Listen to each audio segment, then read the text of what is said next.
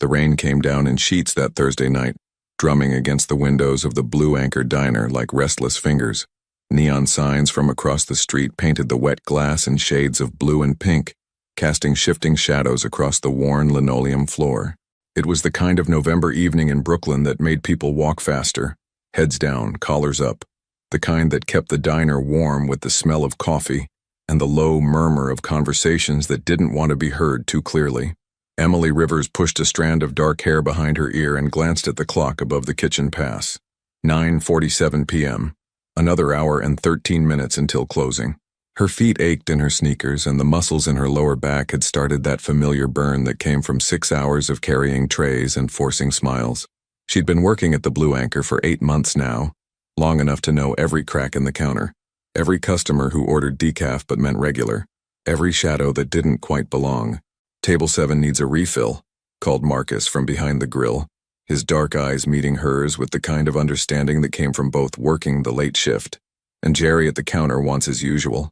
Emily nodded, reaching for the coffee pot. The diner wasn't crowded tonight. The weather had kept most people home. A couple sat in booth 3, speaking in hushed tones over untouched burgers. Jerry, a regular who drove a taxi and always ordered apple pie with vanilla ice cream, sat at his usual spot reading yesterday's newspaper. An older woman occupied booth 5, her hands wrapped around a mug of tea as she stared out at the rain. Normal, quiet, safe. Emily had learned to appreciate quiet nights. They were predictable, manageable. She poured Jerry's coffee with practiced ease, offered him a genuine smile.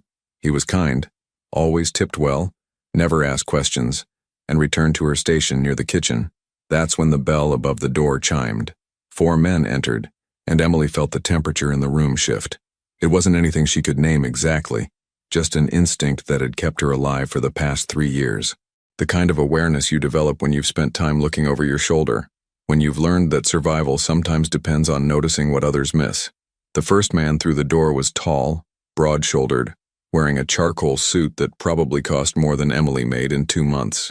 His dark hair was slicked back, and his eyes, even from across the room, carried the weight of someone who was used to being obeyed without question. He moved with the kind of confidence that came from power, the kind that made other people step aside without thinking about why. Behind him came 3 others, each dressed similarly, each carrying themselves with that same quiet authority. They weren't loud or aggressive. They didn't need to be. Their presence alone commanded attention. Marcus caught Emily's eye from the kitchen window, his expression tight. He'd noticed too.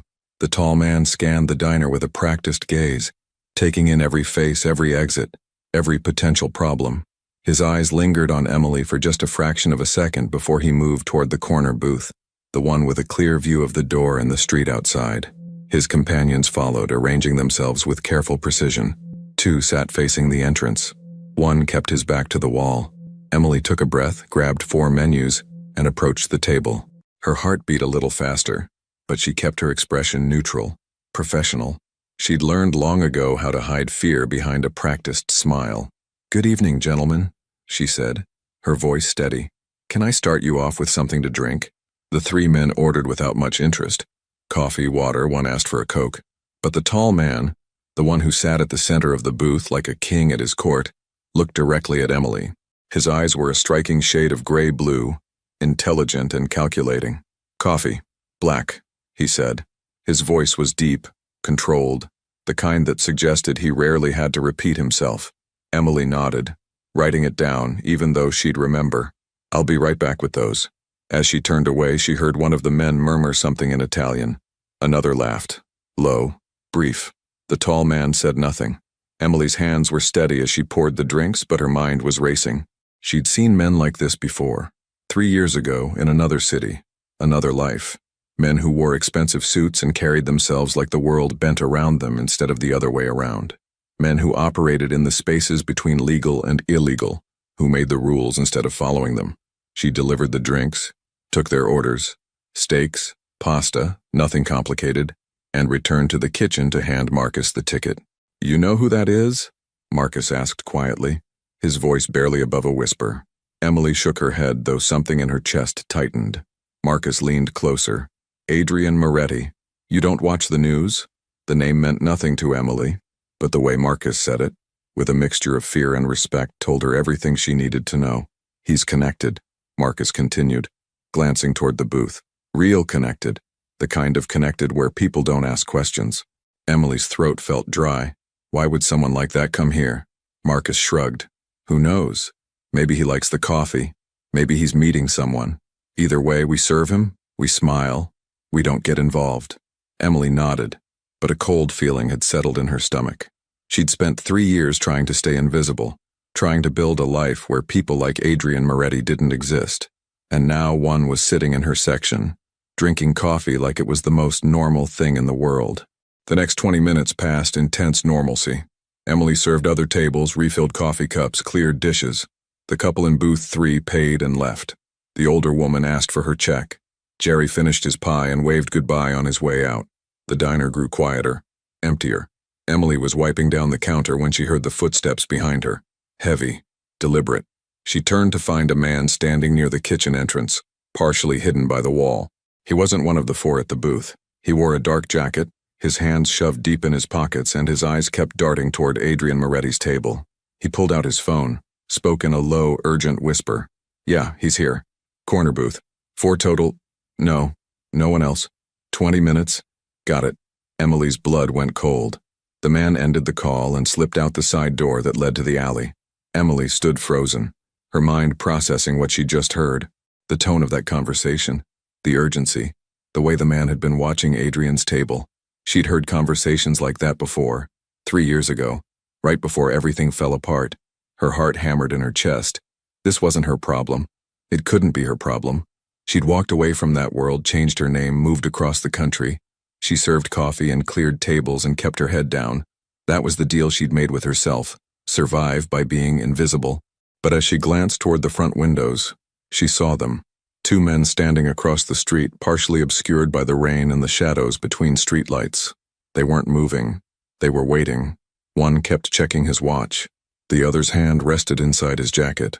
Emily's breath caught in her throat. She looked back at Adrian Moretti's table. The 4 men were talking casually, finishing their meals. They had no idea. How could they? They felt safe here, in this quiet diner in this working-class neighborhood. Emily's mind raced through possibilities, through consequences. If she said nothing, if she just kept serving coffee and clearing tables, whatever was about to happen would happen. People would get hurt. Maybe they deserved it. She didn't know their lives, their choices. Maybe this was justice in some form she couldn't understand. Or maybe it was just more loss, more endings. Her hands trembled as she reached for the order pad. She thought about her brother, Danny. She thought about the night she'd tried to warn him and how he hadn't listened. She thought about the funeral she'd watched from a distance, unable to approach, unable to say goodbye because the same people who'd taken him were looking for her too. She thought about the last 3 years of looking over her shoulder, of changing her name, of being afraid, and she made a decision. Emily walked to the booth with their check, her face calm despite the storm raging inside her chest. She placed the small slip of paper on the table, right in front of Adrian Moretti. "Whenever you're ready, sir," she said quietly. No rush. Adrian reached for the check without looking up, still engaged in conversation with one of his companions. But as his fingers touched the paper, Emily saw his expression change. It was subtle, a slight narrowing of his eyes, a pause in his movements. The check showed the itemized list of their orders: 4 coffees, 3 steaks, 1 pasta, the subtotal, tax, everything calculated correctly. But in the bottom right corner, written in Emily's hurried handwriting, was another number: 4 outside 20men. Adrian's eyes lifted slowly from the paper to Emily's face. She was already turning away, her pulse thundering in her ears. She didn't look back. She couldn't. If she looked back, she might lose her nerve, might try to explain, might draw more attention than this silent warning already had. She walked to the kitchen, her legs feeling unsteady beneath her. "You okay?" Marcus asked, noticing her pale face. "Yeah," Emily lied. "Just tired." Through the kitchen pass window, she could see Adrian Moretti studying the check. His companions were laughing about something, oblivious. But Adrian wasn't laughing. He was looking at the paper with an intensity that made Emily's stomach clench. Then, slowly, deliberately, he glanced toward the front windows, toward the street outside. One of his men said something, ready to stand, ready to leave. Adrian held up a hand, stopping him. "We're in no hurry," he said. his voice carrying across the quiet diner. "Let's have another coffee. Maybe dessert?" His companions looked surprised but settled back into their seats. One flagged Emily down. "Another round of coffee," he said. "And what's good here for dessert?" Emily's hands were shaking as she poured the coffee. "The apple pie is fresh," she managed. "And the chocolate cake." They ordered both, and Emily brought them out with mechanical precision. She avoided looking directly at Adrian, but she could feel his eyes on her, sharp, calculating, trying to piece together a puzzle she'd just handed him. Minutes ticked by. The rain continued its steady assault on the windows. Emily cleared table 5, wiped it down, tried to look busy. Inside she was screaming at herself. What had she done? Why had she gotten involved? This wasn't her fight. These weren't her people. Then, through the window, she saw movement. The 2 men across the street were shifting, checking their phones. One looked agitated. They'd been expecting Adrian and his companions to leave by now. The ambush, if that's what it was, had a timeline, and it was being disrupted. Adrian noticed too. Emily saw him exchange a brief glance with the man to his right. A subtle nod. The man casually pulled out his phone, sent a quick text. Within minutes, Emily noticed another car pull up down the street. Black, expensive, tinted windows. The men across the street hadn't noticed it yet. Adrian stood slowly, his movements unhurried. His companions followed his lead. They left cash on the table, far more than the check required, and walked toward the door. Emily's heart was in her throat. Had she just made things worse? Had she? Adrian paused at the door, his hand on the frame. He turned and his eyes found Emily's across the diner. For a moment, they just looked at each other. A waitress who'd risked everything to give a warning she didn't owe, and a man who understood the weight of that risk.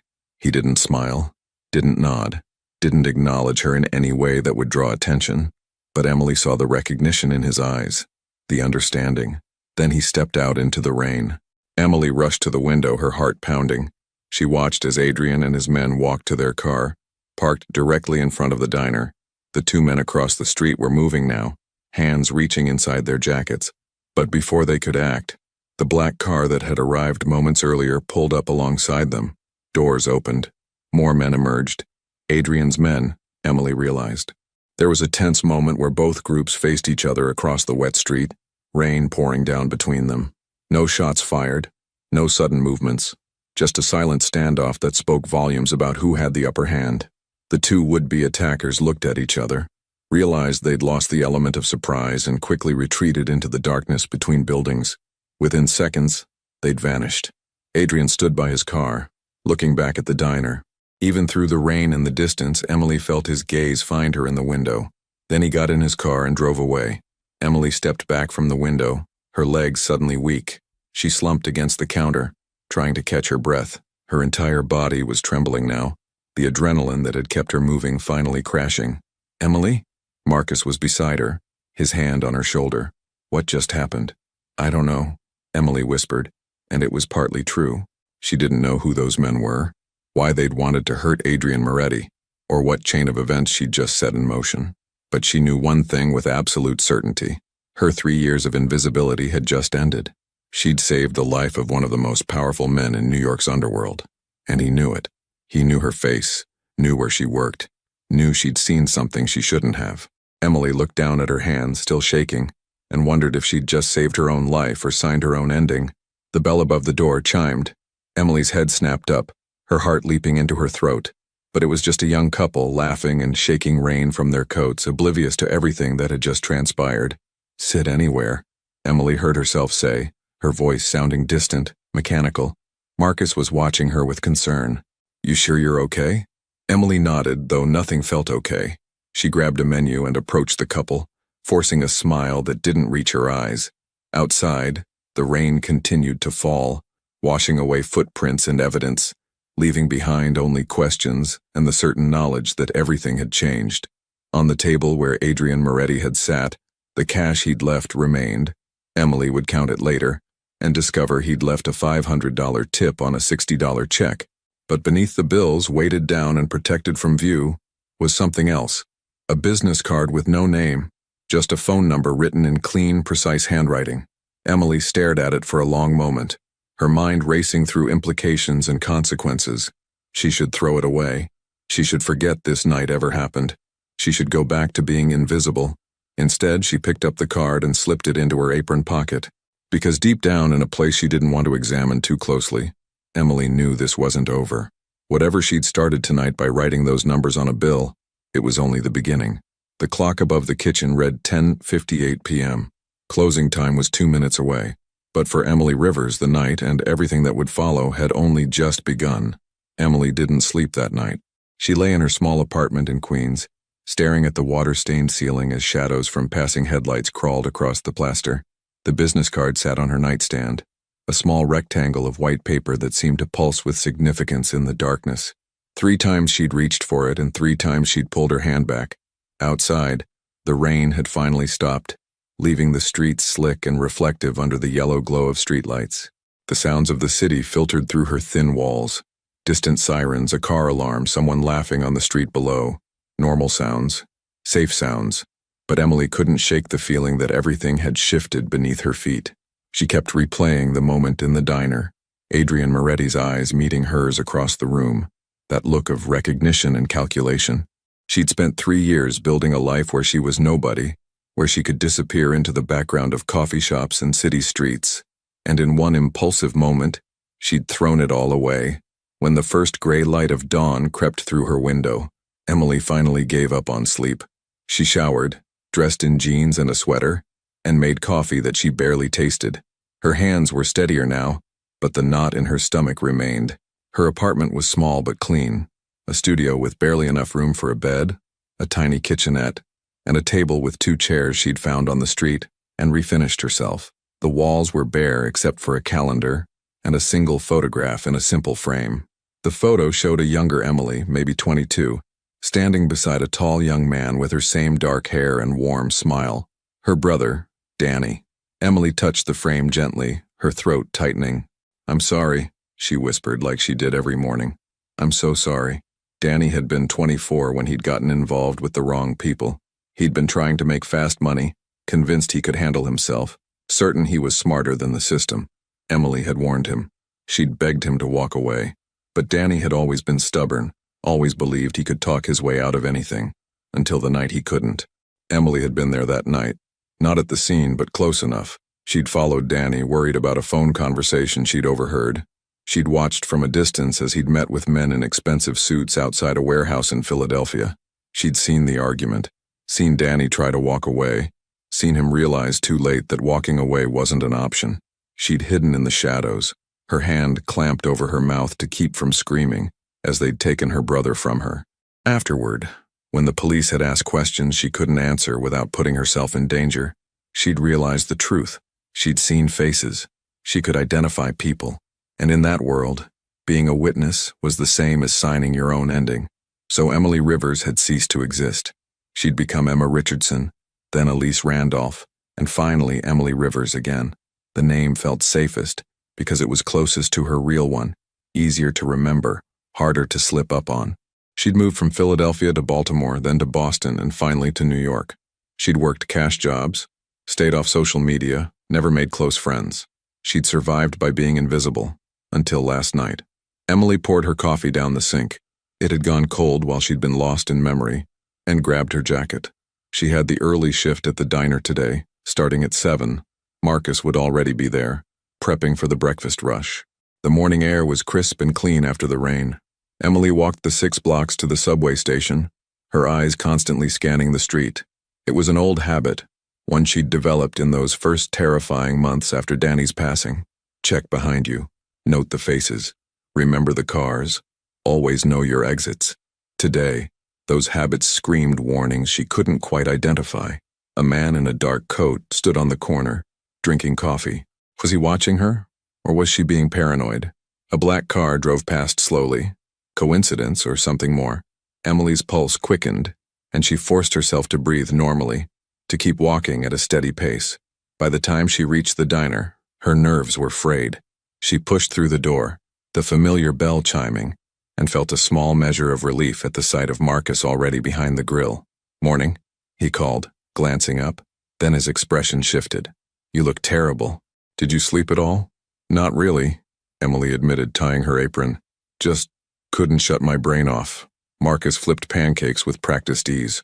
Look, about last night. I don't want to talk about it, Emily said quickly. Emily, those guys. I said I don't want to talk about it. Marcus studied her for a long moment, then nodded. Okay, but if you need anything. I know. Thank you. The breakfast rush started at 7:30 and didn't let up until almost 10. Emily threw herself into the work, grateful for the distraction. Coffee cups, plates of eggs and bacon, the familiar rhythms of orders and service. She could almost convince herself that last night had been a strange dream, until she looked up and saw him. Adrian Moretti sat in the same corner booth wearing a different suit but carrying the same aura of controlled power. He was alone this time, reading a newspaper, a cup of coffee steaming on the table in front of him. Emily's heart stopped. Marcus saw him at the same moment. Oh no, he muttered. Emily, I see him, she said quietly. Her mouth had gone dry. I'll handle it. Maybe I should. Marcus, please, I'll handle it. She took a breath, grabbed the coffee pot, and walked to the booth. Her hands were shaking again, but she kept them steady through sheer force of will. Good morning, she said, her voice betraying only a slight tremor. Would you like a refill?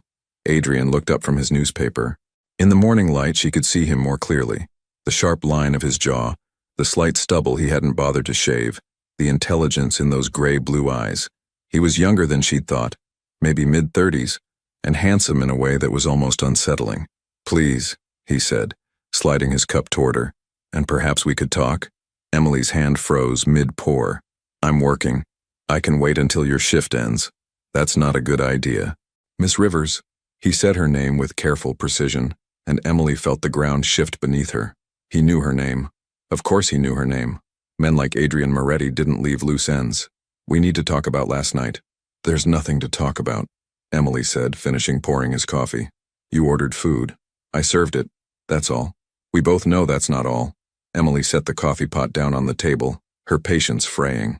Around them, the diner buzzed with morning conversation. Oblivious, normal. She leaned in slightly, keeping her voice low. Look, I don't know who you are or what you do, and I don't want to know. I saw something. I made a choice. That's the end of it. Please, just let it be the end of it. Adrian regarded her silently for a moment. When he spoke, his voice was quiet but firm. The men who were waiting outside last night, they weren't there by accident. They were there to make sure I didn't leave that diner alive. You prevented that, which means you saved my life, Miss Rivers, and I don't take that lightly. I don't want your gratitude. I'm not offering gratitude. I'm offering protection. Emily laughed. A short, bitter sound. Protection? From who? From you? From them. The people who wanted me gone. Because if they were watching me, they were watching the diner, which means they saw you give me that warning. The words hit Emily like ice water. She'd been so focused on the immediate danger on the moment that she hadn't thought about the aftermath, hadn't considered that someone might have been watching from a different angle, might have seen her write those numbers, might have understood what she'd done. You're trying to scare me, she said, but her voice wavered.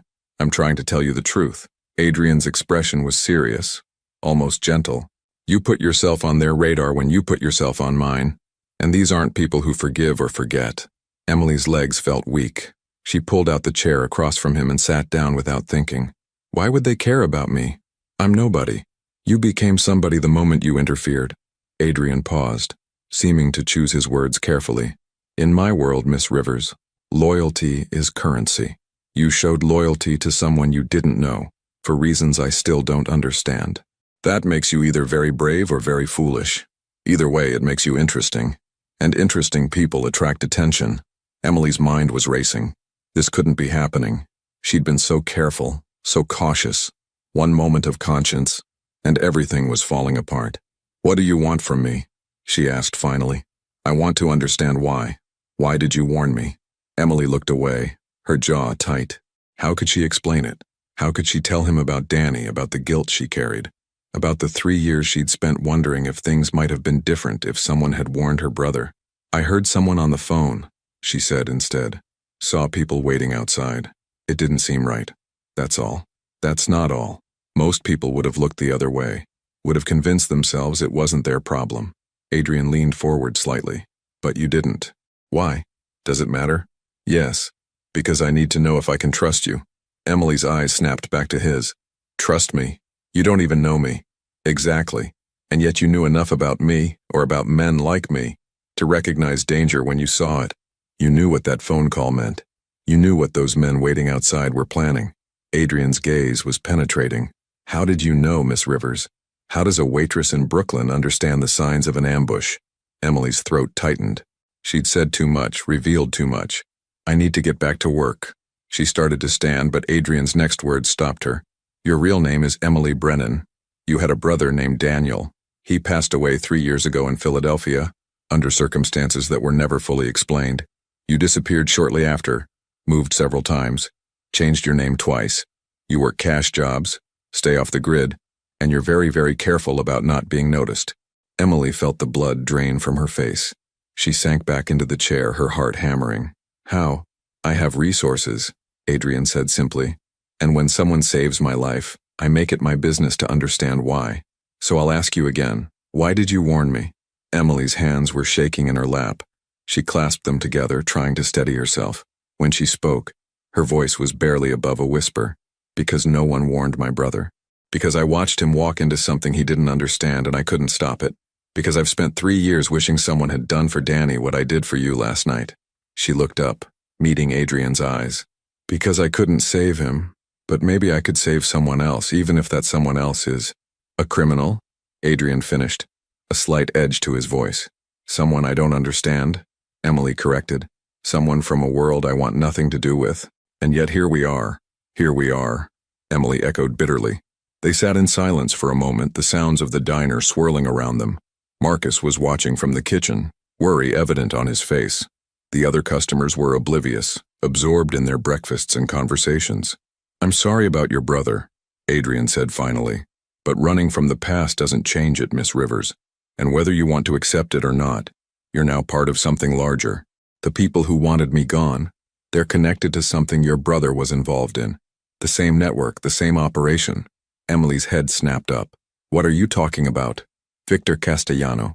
Does that name mean anything to you? It did. Emily felt her stomach clench with recognition. Danny had mentioned that name once in a phone conversation she'd overheard weeks before his passing. He'd sounded nervous when he said it, almost frightened. I see it does, Adrian observed. Castellano runs most of the operations in the Philadelphia to New York corridor. 3 years ago, he was consolidating power, eliminating competition and loose ends. Your brother was working for one of Castellano's rivals, probably without fully understanding the stakes. When that rival disappeared, everyone connected to him became a liability. Stop, Emily whispered. Please stop. You need to hear this. Castellano has been looking for you. Not actively. You've done a good job staying hidden. But when his people saw you with me last night, they made the connection. Emily Brennan, the sister who witnessed something she shouldn't have. The one loose end they never tied up. Emily felt like she was drowning. The room seemed to spin around her. You're saying they're coming for me because I helped you? I'm saying they were always going to come for you eventually. Last night just moved up their timeline. Adrian's voice softened. But it also gave you something you didn't have before. An ally. I don't want your help, Emily said. But there was no conviction in her voice. I know. But you need it. And whether you believe it or not, I need yours too. Emily looked at him in disbelief. How could I possibly help you? You've seen Castellano's people. You recognized the setup last night, understood the signs. You have instincts that most people don't have. Instincts born from loss and survival. Adrian paused. And if Castellano is coming after both of us, we're stronger together than apart. This is insane, Emily said, standing up. Her legs were unsteady, but she forced herself to remain upright. You're asking me to, what? Join forces with you? Get deeper into this world instead of trying to escape it? I'm asking you to face reality. Running hasn't worked. Hiding hasn't worked. The past caught up to you anyway, just like it always does. Adrian stood as well, his presence commanding even in the mundane setting of a breakfast diner. But if you stand and fight, if you help me end Castellano's operation, you might actually get the freedom you've been looking for. Or I might end up like my brother. You might, Adrian acknowledged. But at least you'll have a chance. At least you'll have someone watching your back. Emily shook her head, tears threatening to spill. I can't do this. I can't. Your apartment building has been under surveillance since 5 this morning, Adrian said quietly. 2 men in a gray sedan parked across the street. They followed you to the subway station. My people intervened, redirected them, but they'll be back. Castellano knows where you live, Miss Rivers. He knows where you work. He knows your routine. The tears came then, hot and angry. Emily wiped them away roughly. Why are you doing this? Why do you care? Adrian reached into his jacket and pulled out a photograph. He placed it on the table between them. It showed a young woman, maybe 19, with long dark hair and a bright smile. She was standing in front of a university building holding books. My sister Isabella, Adrian said. She was studying pre-med. She wanted to be a doctor, help people. 7 years ago, she witnessed something she shouldn't have. A meeting, an exchange. She didn't even fully understand what she'd seen, but it didn't matter. Castellano's people found her anyway. Emily looked at the photograph, then at Adrian. His expression was carefully controlled, but she could see the pain beneath it. She tried to run, Adrian continued. Tried to hide just like you did. She made it 3 months before they found her. By the time I got there, he paused, his jaw tightening. I was too late. I had the power, the resources, the connections, but I was too late to save her. I'm sorry, Emily whispered. So am I. Every single day. Adrian picked up the photograph, looked at it for a moment, then tucked it back into his jacket. You reminded me of her last night. Not in appearance, but in courage. Isabella would have done exactly what you did. Warned a stranger, risked herself to save someone else. It's why I had you investigated. Why I need to know you're safe. Emily's resistance was crumbling. She understood now. Adrian wasn't just offering protection out of obligation or strategy. He was trying to save her the way he couldn't save his sister. What if I say yes? She asked. What happens then? Then we work together to bring down Castellano's operation. We use their interest in you as bait, draw them out, gather evidence. We end this so that neither of us has to look over our shoulders anymore. You make it sound simple. It won't be. It'll be dangerous, complicated, and there's no guarantee of success. But it's a chance, Miss Rivers. It's more than running will give you. Emily looked around the diner, at Marcus watching from the kitchen, at the customers eating their breakfasts, at the ordinary world she'd been trying so desperately to remain part of. Then she looked back at Adrian Moretti, at this man from a world she'd sworn to avoid, offering her a way forward instead of another escape. I need time to think, she said finally. You have until tonight. My people will keep watch on your apartment. Make sure Castellano's men don't get too close. But by tonight, you need to decide. Run again, and hope you make it longer than 3 months, or stand and fight with someone who understands what you're up against. Adrian pulled out his wallet and left money on the table. Again, far more than the coffee cost.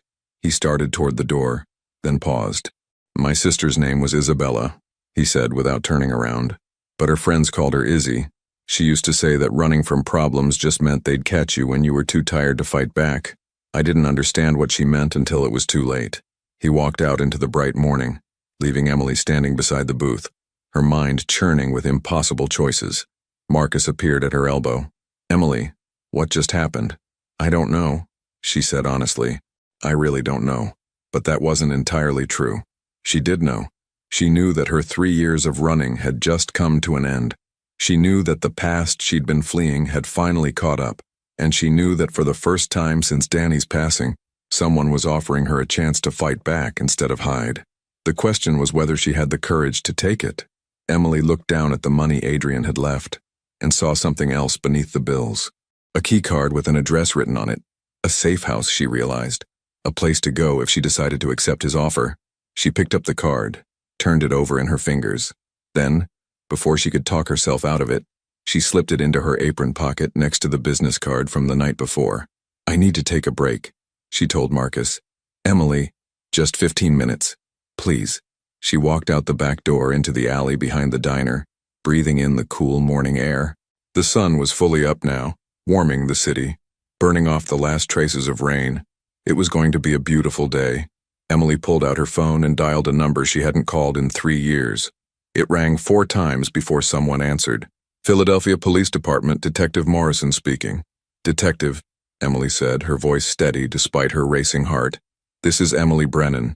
I have information about the Victor Castellano organization, and I'm ready to talk. There was a long pause on the other end. Miss Brennan, we've been looking for you for... I know, I'm sorry, but I'm ready now. I have names, faces, details about an operation that's about to happen. But I need protection. Real protection. We can arrange that. Where are you? Emily looked at the key card in her hand, at the address written there. She thought about Adrian Moretti, about his sister Isabella, about her brother Danny. She thought about 3 years of running and how tired she was of looking over her shoulder. "I'll call you back with details," she said. "But detective, this is going to be bigger than just me. I'm going to need you to trust me, even when it doesn't make sense. Miss Brennan, 24 hours.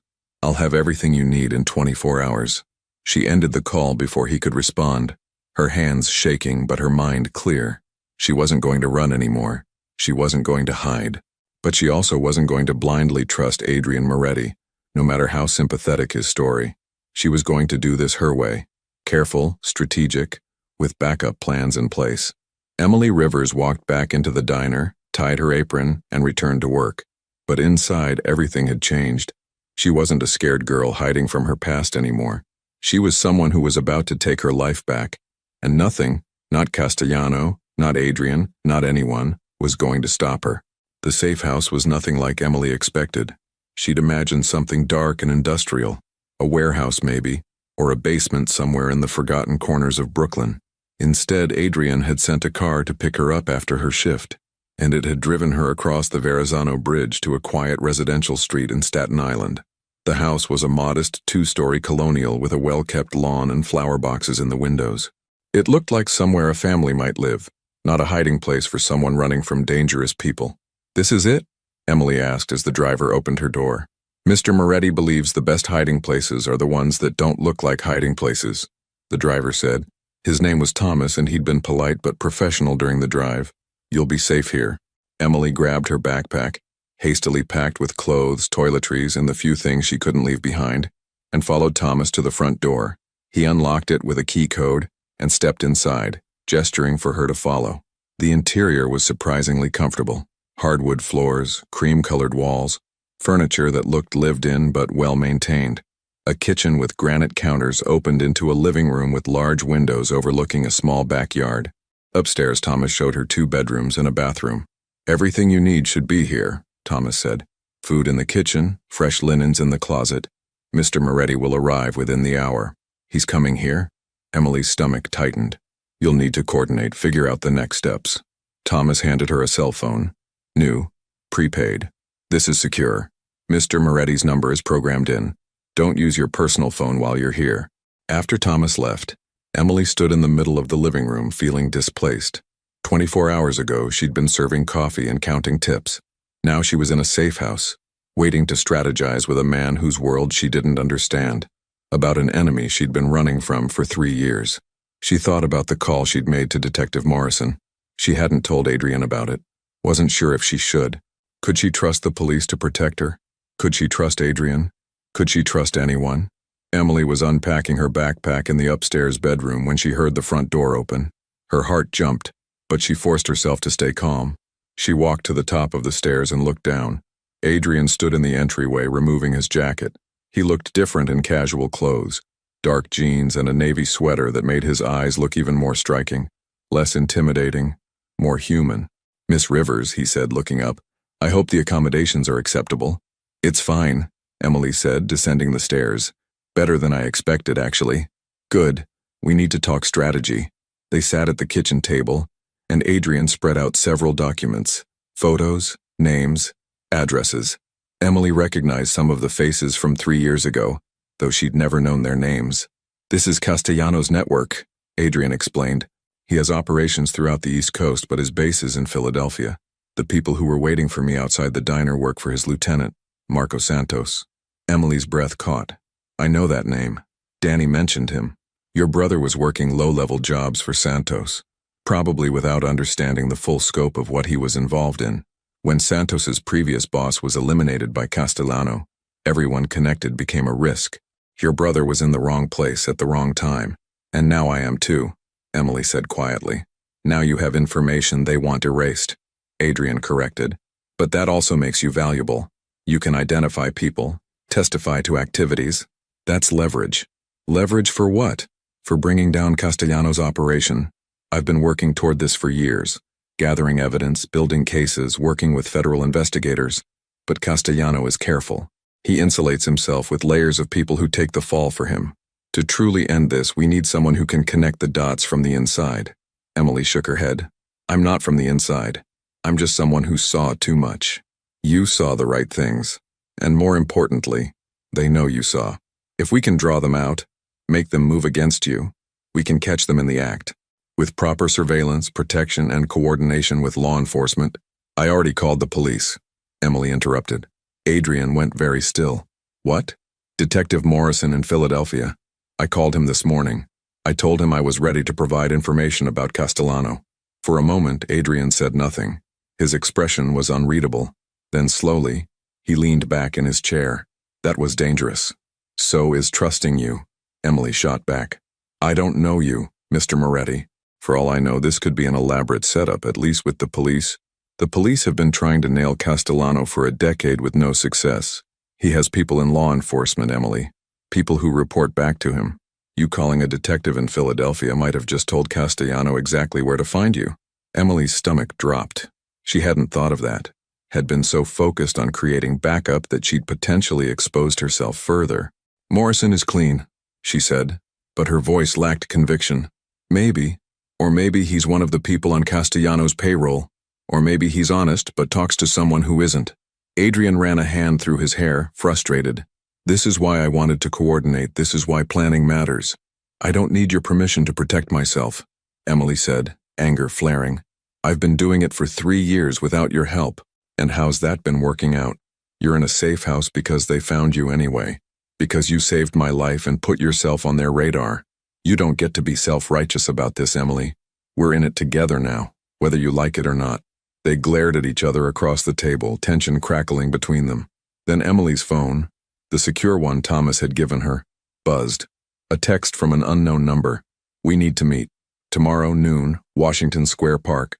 Come alone. Emily showed it to Adrian. His jaw tightened. That was fast, he muttered. Morrison? I don't know. The number isn't his. It's a trap. Or it's someone who wants to help. Emily. I'm going. Her voice was firm.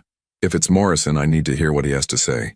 If it's Castellano's people, then we know they're moving. Either way, we get information. You'll be exposed. Vulnerable. That's the point, isn't it? You said we need to draw them out. Consider this drawing them out. Adrian studied her for a long moment. You're not going alone. The message said, I don't care what the message said. You go, but my people will be there. At a distance, watching, ready to intervene if things go wrong. Emily wanted to argue but recognized the wisdom in his approach. Fine, but they stay back. If this is a legitimate contact, I don't want to scare them off. Agreed. Adrian pulled out his own phone and made several calls, speaking in low, clipped tones. Setting up surveillance, Emily realized. Positioning people, creating a safety net. When he finished, the tension between them had eased slightly. Adrian looked tired suddenly, the weight of whatever burden he carried showing in the lines around his eyes. Why are you really doing this? Emily asked quietly. And don't tell me it's just about your sister. There's something more. Adrian was silent for a long moment. When he spoke, his voice was softer than she'd heard it before. Castellano took everything from me. My sister, yes. But before that, my father. He was trying to legitimize our family's business. Get out of the darker aspects. Castellano saw that as weakness, as betrayal. He orchestrated events that led to my father's downfall. Then he went after Isabella to send a message. I'm sorry, Emily said. I don't want your sympathy. I want justice. I want Castellano to face consequences for the lives he's destroyed. And I want to make sure no one else loses someone the way I did, the way you did. Emily felt something shift inside her, a recognition of shared pain, shared purpose. We're going to do this, aren't we? Actually go up against him. We are, Adrian confirmed. But we do it smart, carefully. We don't take unnecessary risks, says the man who probably takes risks every day. A ghost of a smile crossed Adrian's face. That's different. Those are calculated risks. This is personal. Personal makes you careless if you're not careful. They spent the next hour planning, contingencies, signals, escape routes. Adrian's attention to detail was impressive, almost obsessive. He thought through scenarios Emily hadn't even considered, prepared for possibilities that seemed far-fetched but weren't impossible. As evening fell, Adrian ordered food, Chinese takeout that Thomas picked up from a restaurant across town, making sure it couldn't be traced back to their location. They ate in the kitchen, the conversation shifting to safer topics. Emily learned that Adrian had studied business at Columbia, that he appreciated jazz music and old movies, that he'd traveled extensively through Europe. "You're not what I expected," Emily admitted. "What did you expect? Someone harder, I guess. More intimidating. I can be both those things when necessary, but I'm also just a person, Emily. Someone trying to navigate complicated circumstances and doing the best I can." It was the most human thing he'd said, and it made Emily see him differently, not as a figure from a dangerous world, but as someone who'd been shaped by loss and responsibility, just like her. Later, as they prepared for the night, Adrian would stay in the second bedroom to ensure Emily's safety. She found herself standing at the top of the stairs, hesitant. "Adrian," she called down. He appeared at the bottom, looking up. "Yes? Thank you. For this. For trying to keep me safe even though I haven't made it easy. You don't need to thank me. This is what we do now. We protect each other." Emily nodded and retreated to her room, but sleep didn't come easily. She lay in the unfamiliar bed, listening to the sounds of the house settling, thinking about tomorrow's meeting in Washington Square Park, thinking about Detective Morrison, about Castellano, about the chess game she'd been pulled into. Somewhere in the house she heard Adrian moving around, checking locks probably or making final preparations for tomorrow. It should have made her nervous having him so close. Instead, it made her feel safer than she had in 3 years. Maybe that was foolish. Maybe she was trusting too quickly, letting down guards she'd worked hard to build. Or maybe, just maybe, she'd finally found someone who understood what it meant to fight back against the darkness that had taken so much from both of them. Tomorrow would bring answers. Tomorrow they would know if her call to Morrison had been wise or disastrous. Tomorrow the game would begin in earnest. But tonight, for the first time in 3 years, Emily Rivers fell asleep without nightmares. And in the room down the hall, Adrian Moretti sat in the darkness looking at a photograph of his sister and making promises to the memory of someone he'd failed to save, that he wouldn't fail again. Washington Square Park was crowded at noon on a Friday. Emily sat on a bench near the fountain, watching students from NYU hurry past with coffee cups and backpacks, tourists taking photos of the arch, street performers setting up their acts. The autumn sun was warm and the park felt alive with energy. Normal, safe, ordinary. But Emily's heart was racing. She wore jeans, a dark jacket, and sunglasses Adrian had insisted on. "Makes it harder for anyone to get a clear photograph of you," he'd explained that morning. Her hands were folded in her lap to keep them from shaking. Adrian's people were somewhere in the crowd. She didn't know where exactly, which was the point. They were ghosts, watching, waiting. Adrian himself was in a car 2 blocks away, monitoring everything through communication devices his team wore. Emily checked her phone. 12:03 p.m. Whoever had sent the message was late. Then she saw him. Detective Morrison looked older than she remembered, more gray in his hair, deeper lines around his eyes. He wore casual clothes, jeans and a jacket, trying to blend in. But Emily recognized the cautious way he scanned the park, the professional assessment of threats and exits. He sat down beside her without preamble. "Miss Brennan, it's been a long time." "Detective?" Emily's voice was steady despite her nerves. "Thank you for coming. I wasn't sure you'd actually show." Morrison studied her face. "You look different, older, tired. 3 years of running will do that. You could have come in any time. We would have protected you." "Could you have?" Emily challenged. "Really? Because my brother trusted the system and look where that got him." Morrison's expression tightened. "Your brother made choices that put him in harm's way.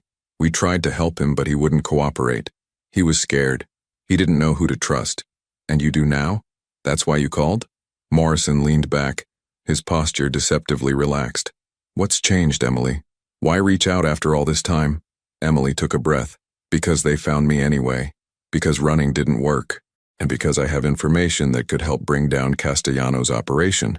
"What kind of information?" "Names, faces, details about operations from 3 years ago that might still be relevant, and current information about people who are actively working for Castellano." Morrison's eyes sharpened with interest. "Current information? How would you have that?" This was the delicate part.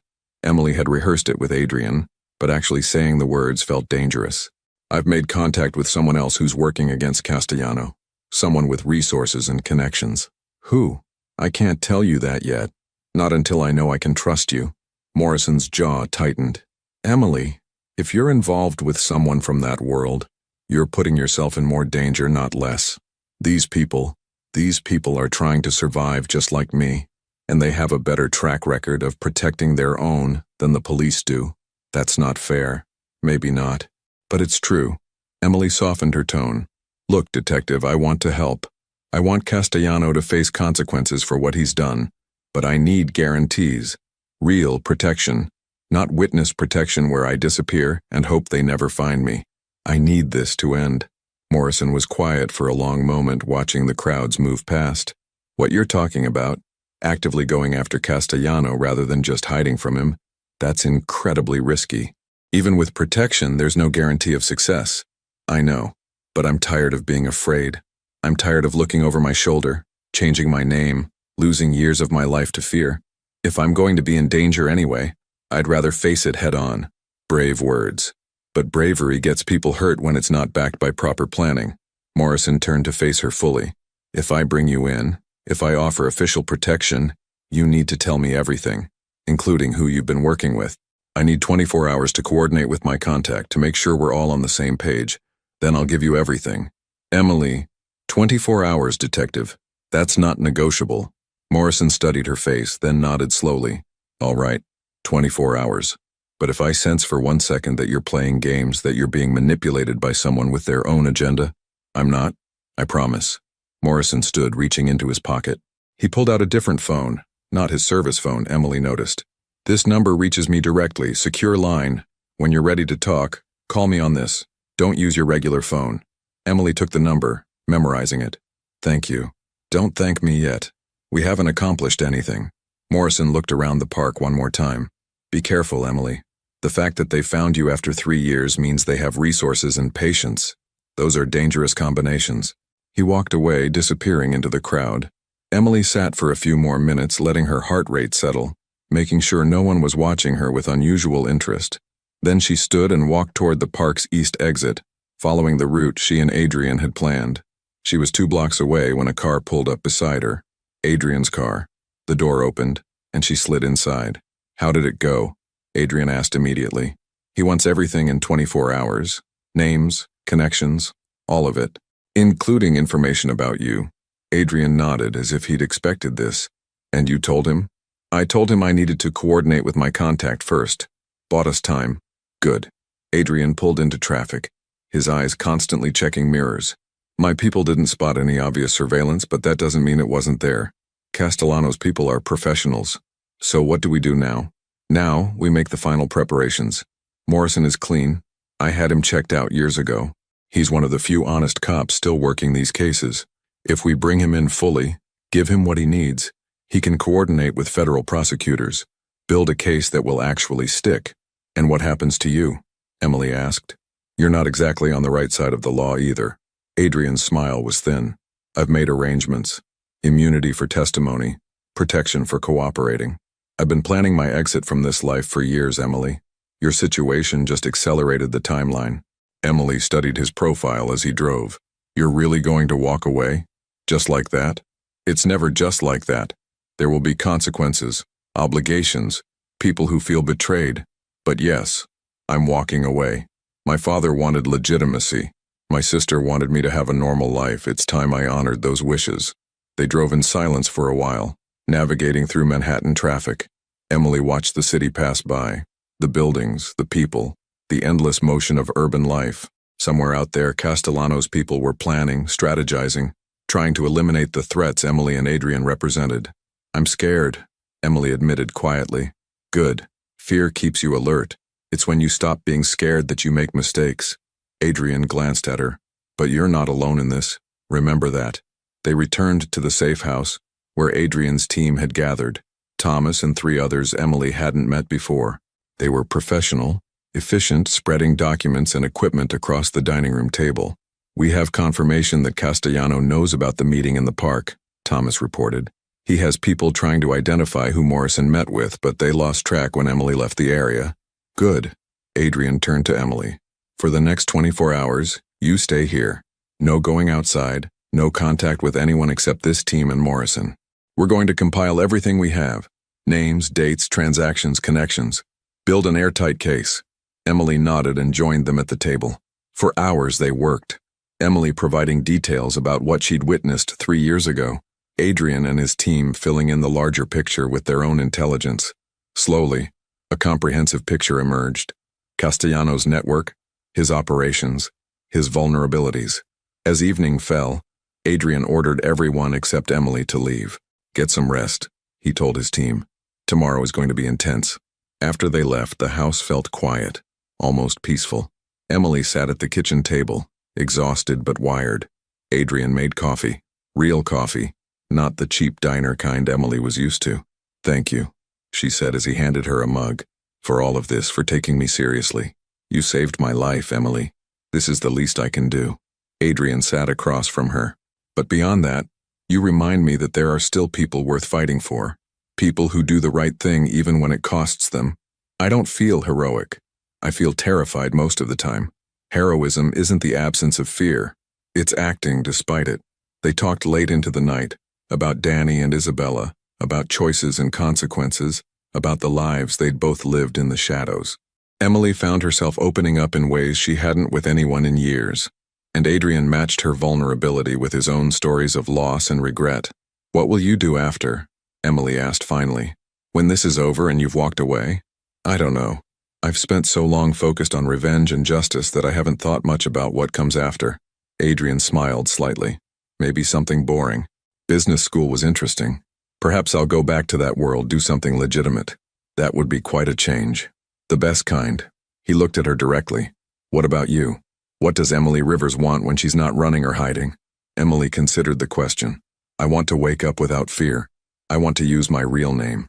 I want to call old friends and visit my parents' graves without worrying about who might be watching." She paused.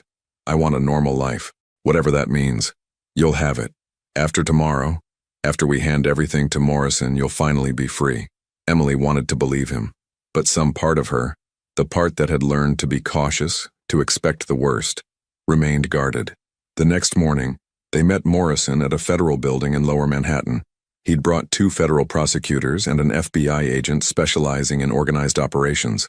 For 3 hours, Emily and Adrian laid out everything: documents, testimony, connections. Morrison listened intently, occasionally asking questions but mostly letting them present their case.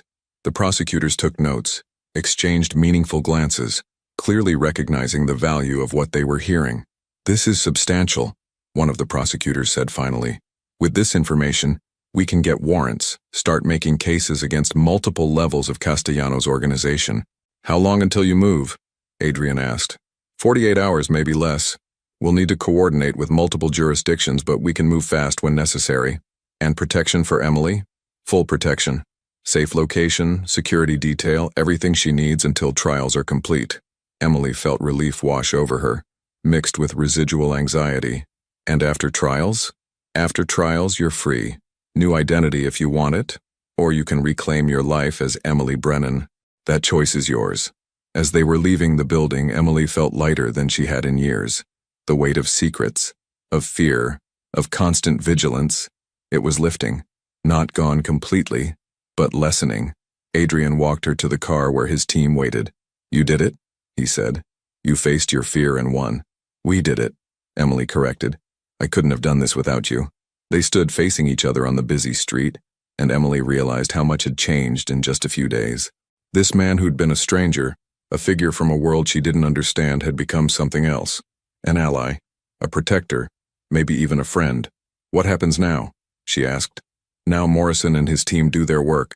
Castellano and his people will be brought in, charged, tried, and we," Adrian trailed off, "we go back to our separate lives."